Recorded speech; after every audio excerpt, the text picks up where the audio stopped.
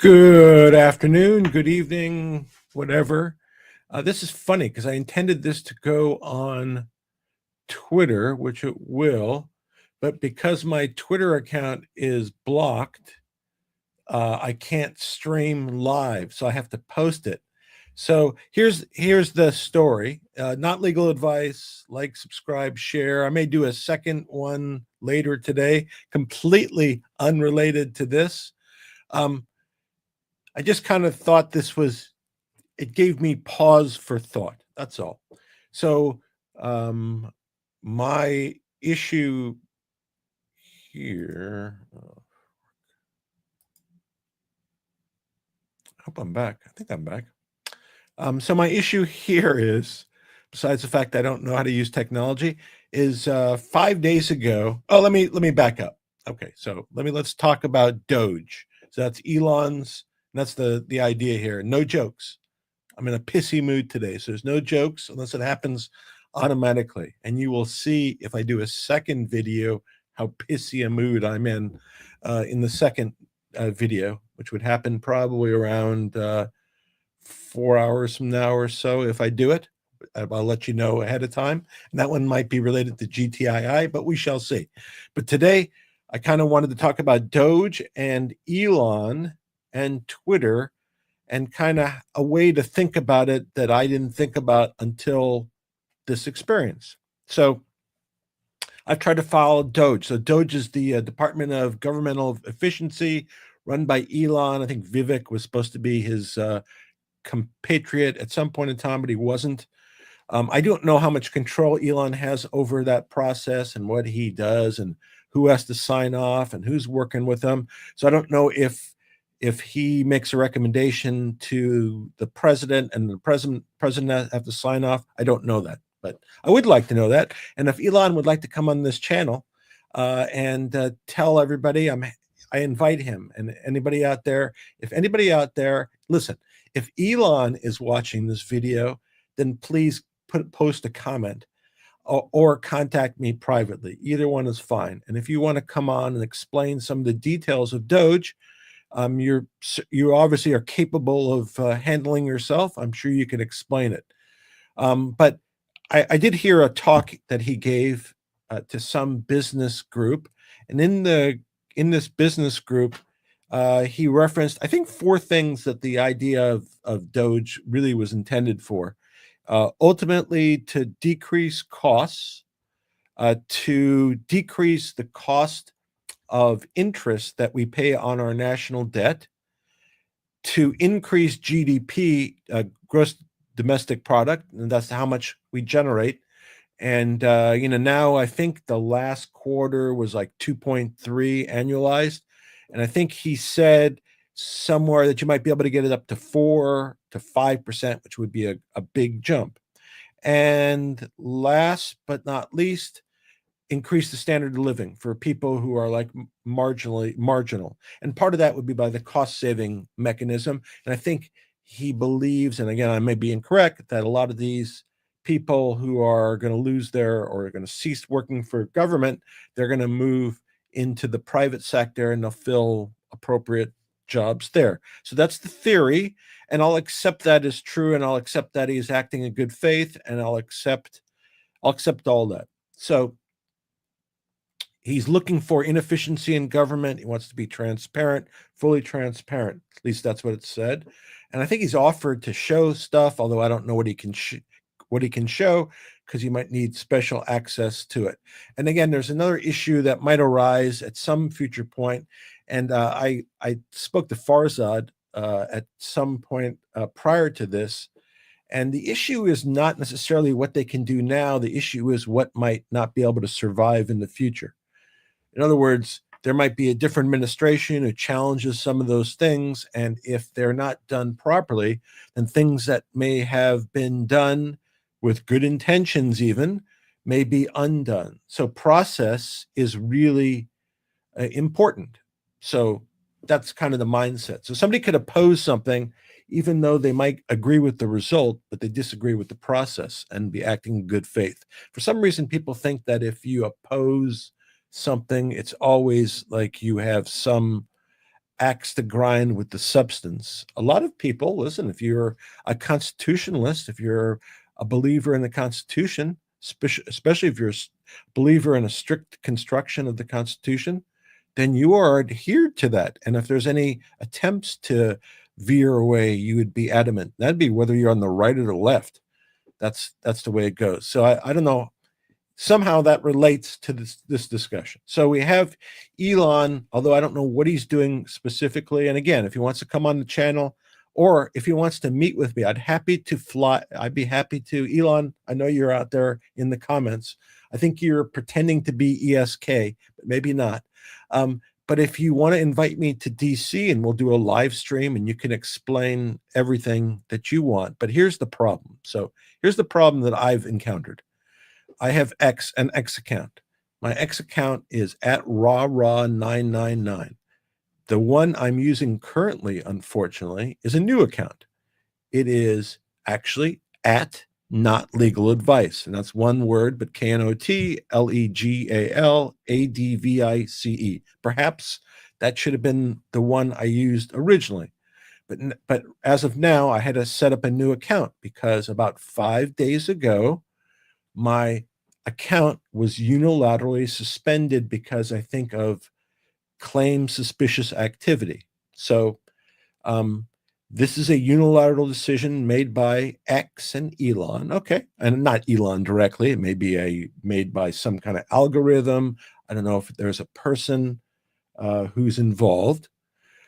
But the decision was made to suspend my account. And it was done like I think when I discovered it was the first thing in the morning Pacific time, but it had been done like at 2:00 in the morning. And there was no interaction where I was able to accept the fact there was ongoing activity and let the account stay live. For example, sometimes with banks, they'll alert you to potential fraud activity and you'll have a chance to opt in or opt out of that fraud activity. So that can happen sometimes. But there was no warning. It was just suspended. And, I'll say it's done in good faith. They saw some suspicious activity. And even though I would like if they had asked me before they suspended the account, I understand. It makes sense to me. So after I got notice of the suspension, since then, I looked to see how I could deal with a suspended account. And I think I had this problem before. I don't know if it was pre-acquisition or post-acquisition. And somehow it was resolved. This time, so my account suspended. Again, this is the account at raw, RAHRAW999, not the new account at not legal advice, one word. So I get this notice and it's on a desktop and it's on my phone and I can't sign in to the raw account. So this started, I think, on the 10th. Today's the 14th. So this will be the 5th day. So I tried to find out how could I correct this. So I looked up and they give you a help guide and whatever, and you can file a electronic claim because it gives you a case number. And so you do that and then nothing happens and the case is closed. And then you file another one and nothing happens and the case is closed. There's no telephone number, by the way, to contact anyone at customer service. And it was difficult for me to find actually where their real address is in Texas, since they moved from the Bay Area. So all that is not really clear. So no telephone number, period. I haven't been able to find a real telephone number yet, let alone a telephone number for customer service. And every customer service interaction was with, I think, a robot or an agent. And I think I filed 3 cases that were all closed. Then I filed a different kind of a request based upon a hacking. And I think I've filed now 5 of those.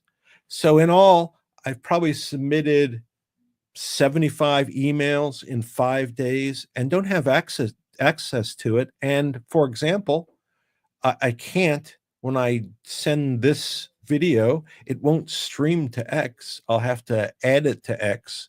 So I lose that streaming portion and I'm paying for it. And so in 5 days, no telephone number of a contact, no person, kind of to be shady about the address, poor customer service, and a lack of efficiency. So this is the guy. Twitter is Elon's baby. And by the way, I tweeted to him also. I said, fix my account. I kind of said it in jest. I really didn't expect him to. And then I sent one to Farzad, fix my account. But it doesn't give you a lot of calm to understand if someone who's judging the efficiencies of a bunch of government agencies cannot operate his own customer service department in a reasonable manner, then if Doge was reviewing Twitter, Elon would be fired. And so it makes you wonder when someone like that doesn't care really, or seemingly has a lack of concern for customer service the way Twitter or X is set up. And again, I like to be on it because I like to see it has a lot of interesting opinions, and there's a lot of people are interested in like GTII, for example, that are on Twitter. So I understand the purpose of what he's doing, but the fact that his operation is, an S show when it comes to customer service, and certainly not transparent. No telephone number with an address kind of in Texas that you have to search for. It makes you think about it. It should make you think about it. So even if you like the idea, and again, this is process is important if we're going to abide by like a constitution. The Constitution is important to you, then you need to abide by the Constitution, good or bad, whether you like the results or not. And that is true whether that's why process is important. And so what I was going to say is, so now my experience with his entity is it's really poorly run, certainly in terms of customer service. So it makes me distrust any opinion that he offers with regard to the efficiency of some governmental organization, because as far as I'm concerned, he doesn't know how to run the customer service department in his own company. At least that's my experience. And again, I've given them 5 days to rectify this. I've probably sent out 75 emails. They have to be almost avoiding doing anything at this point in time. So that's my take on it. I'm not saying that Doge is good or bad. I'm just saying that the guy who runs Doge, his Twitter customer service sucks, and that causes me to wonder or question his judgment as to efficiency and in the grand scheme of things. Cutting money is not hard, or I mean, it may be hard. I'm not going to say it's not hard. Cutting money is the easier of the parts. Judging whether somebody is efficient or not is more difficult. And for example, I know a lot, and again, I'm not saying there's a lot of inefficient. There's obviously, I think the government sucks. I think both parties suck, and I think government has sucked for a long time, and they've misspent money for a long time. And there's too much graft, bribery, unlimited campaign financing. All true. But the issue really is inefficiency. And if you use, for example, and one thing they did, and I thought about this, is kind of, to me, it's humorous in a way. They can fire people or ask them to leave based upon getting poor reviews.